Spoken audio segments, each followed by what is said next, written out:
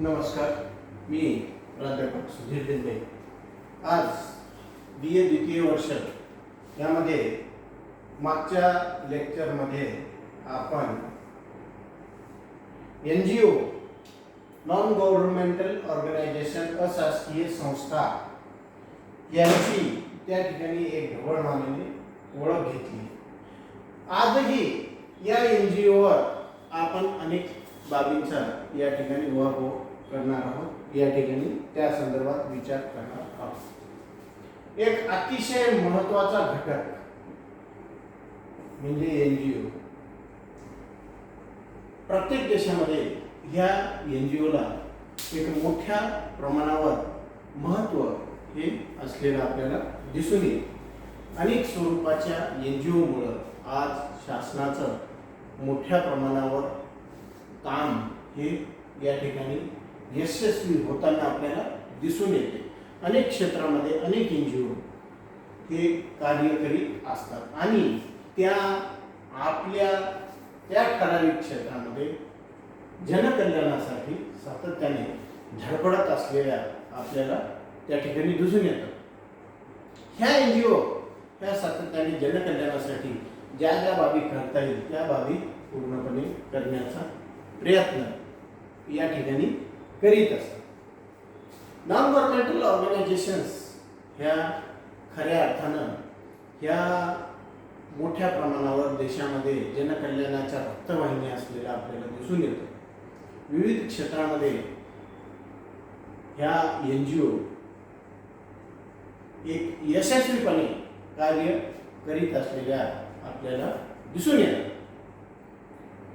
त्याचबरोबर ह्या NGOची जी व्याप्ती आहे ती प्रत्येक NGOची ही ठराविक आणि निरनिराळ्या स्वरूपाची व्याप्ती या ठिकाणी असलेली आपल्याला दिसून येते. जसं काही NGO हे स्थानिक आहे, काही NGO ह्या पूर्ण राज्यव्यापी स्वरूपात कार्य करीत असलेल्या आपल्याला दिसून येतात. काही ह्या देश पातळीवर कार्य करीत असलेले आपल्याला दिसून येतं. तर काही NGO ह्या आंतरराष्ट्रीय स्तरावरही कार्य करीत असलेल्या आपल्याला दिसून येतात. NGO हा काही एक व्यवसाय नाही किंवा पैसे कमवण्याचं एक साधन नाही, तर कोणत्याही एका ठराविक उद्देशाने प्रेरित होऊन हे NGOची स्थापना करण्यात येते आणि तो उद्देश साध्य करण्यासाठी त्या ठिकाणी एक ठराविक स्वरूपाचा समूह हे NGOची स्थापना करून ते कार्य करीत असलेलं आपल्याला दिसून येतं. NGO ही पूर्णपणे जनकल्याणासाठी आणि लोकहितासाठी कार्य करीत असते. यामध्ये कोणत्याही प्रकारची शासनाची भागीदारी नसते. यामध्ये कोणत्याही प्रकारचा शासनाचा शेअर हा नसतो. अनेक वेळा चांगल्या कार्यासाठी शासनामार्फत त्यांची पाठ थापडण्यातही येते आणि जर का काही त्रुटी अथवा काही दोष आढळून आले तर त्यांची कसून चौकशी ही सुद्धा या शासनामार्फत होत असलेली आपल्याला दिसून येते. त्याचबरोबर ह्या NGO ह्या त्यांना त्या समूहाला त्या गटाला वाटेल त्याप्रमाणे मनमर्जीप्रमाणे या ठिकाणी स्थापन करता येत नसतात. तर ह्या NGO ह्या विधीवर स्थापन करण्यात येत असतात. यामध्ये शासनाची भागीदारी नसली तरी पण याला ठराविक नियमानुसार शासनाची मंजुरी ही घेण्यात येत असते.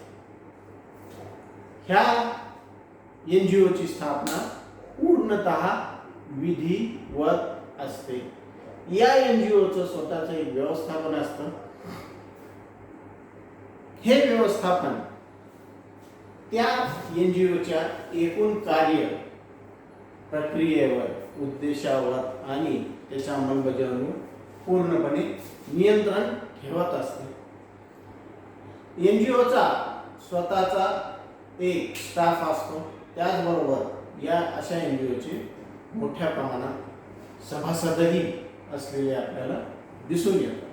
अशा पद्धतीनं लोकशाही मार्गाने विधिवत स्थापन झालेल्या ह्या गैर सरकारी संस्था ह्या आपल्या ठराविक उद्देशाच्या अनुषंगाने कार्य करीत असतात. त्यांचा जो काही उद्देश आहे त्या उद्देशासंबंधी कार्य करण्याची सुद्धा विधिवत मान्यता त्यांच्याकडे असते. आणि त्यानंतर ह्या NGOज ज्या आहेत ह्या NGO ह्या शासन प्रशासनाला पॅरलल स्वरूपाचं कार्य करीत असलेल्या आपल्याला दिसून येतं. या ज्या काही NGO आहेत ह्या आपल्या मनाने चालत नाही, तर त्या शासकीय नियम उपनियम प्रचलित नियम उपनियम यांच्या माध्यमातून किंवा यांच्या दृष्टीनं चालत असलेल्या आपल्याला दिसून येतात. या नियम उपनियमांचे या प्रचलित नियम उपनियमांचे पालन करण्याची पूर्णतः बंधन किंवा जबाबदारी या NGOवर असते आणि त्या पलीकडे जाऊन हे NGO कोणतेही कार्यनिर्णय करू शकत नसते. आणि गट विचारवंत ह्या NGOला नागरी समाज संघटना असेही म्हणतात. कारण ह्या NGOज समाजामधून मोठ्या प्रमाणावर जनसहभाग ह्या प्राप्त करीत असतात. आपण बघतो की NGOची सुरुवात झाल्यानंतर दिवसागणिक या NGOकडे सभासद जे आहेत हे सभासद सातत्याने वाढतच असलेले आपल्याला दिसून येतात. या NGOमध्ये जे काही सभासद या ठिकाणी समाविष्ट होतात हे सभासद जे आहेत हे त्या ठिकाणी मोठ्या प्रमाणावर आपलं देणं जे आहे हे NGO साठी देत असतात. आणि या संघटना ह्या गैर सरकारी संघटना पूर्णपणे लोकशाही मार्गाने आणि सामाजिक सहभागाने चालत असल्या कारणाने ह्या संघटनेला नागरी समाज संघटना असेही आपण म्हणतो. स्वातंत्र्यपूर्व काळामध्ये अशा ह्या संघटना प्रामुख्याने एक दोन उद्देशासाठी मोठ्या प्रमाणात कार्य करीत असलेल्या आपल्याला दिसून येतात. त्याच्यापैकी पहिलं म्हणजे गुलामी. ह्या गुलामीच्या विरोधात या संघटना या NGO ह्या कार्य करीत होत्या. समाजामध्ये हे अपप्रवृत्ती हे असामाजिक प्रकार जो आहे गुलामीचा तो नष्ट करण्यासाठी ह्या संघटना समाजामध्ये प्रबोधन करीत होत्या.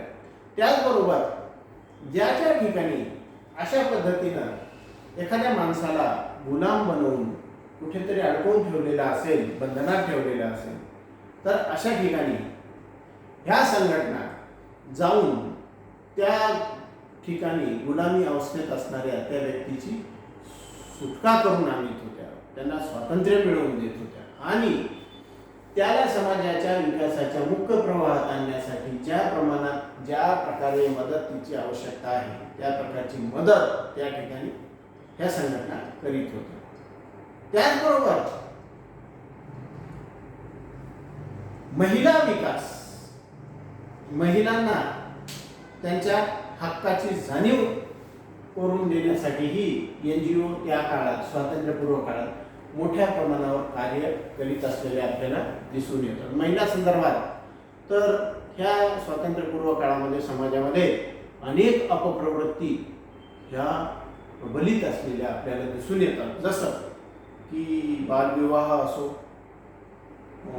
स्त्री शिक्षणाला विरोध असो, सतीप्रथा असो, विधवा पुनर्विवाह याला अमान्यता असो, या सर्व बाबी ह्या समाजामध्ये मोठ्या प्रमाणावर अपप्रवृत्ती ह्या महिलांच्याच संदर्भात त्या काळामध्ये समाजामध्ये होत्या आणि मग त्या संदर्भात त्या महिलांना आपल्या हक्काच्या प्रती जागरूक करण्याचं कार्य हे स्वातंत्र्यपूर्व काळापासून ह्या NGO भारत देशामध्ये करीत असलेल्या आपल्याला दिसून येतात. याचे अनेक पुरावे आहेत.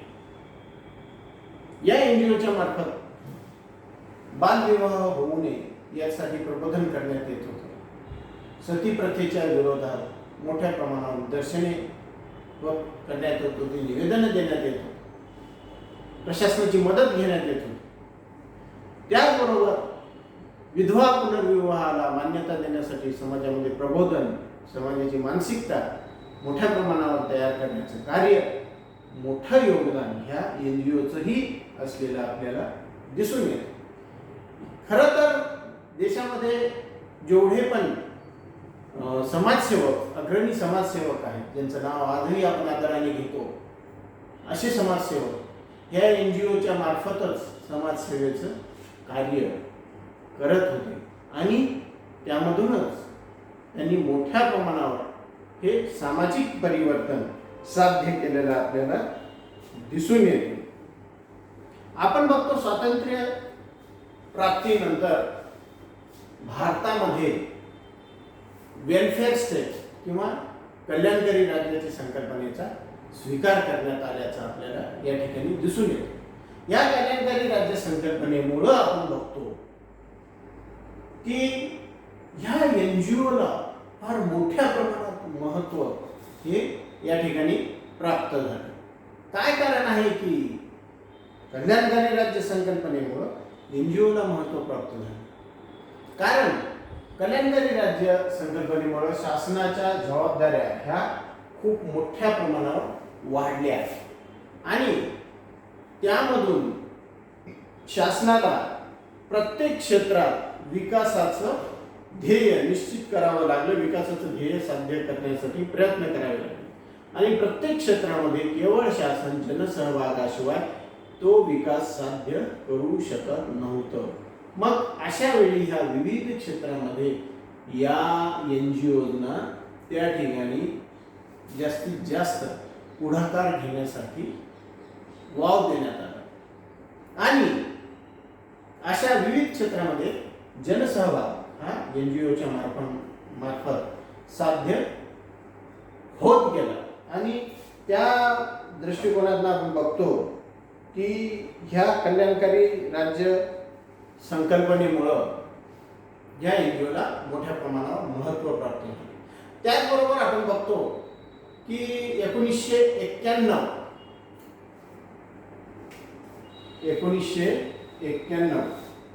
ह्या 1991 नंतर आपण बघतो LPG लिबरलायझेशन, प्रायव्हेटायझेशन आणि ग्लोबलायझेशन ह्या LPGचा अवलंब केल्या कारणाने परत NGOला खूप मोठ्या प्रमाणावर महत्त्व प्राप्त व्हायला लागले. कारण यामध्ये काय झालं की LPG धोरणामुळं शासनाचं कार्य मर्यादित व्हायला लागलं.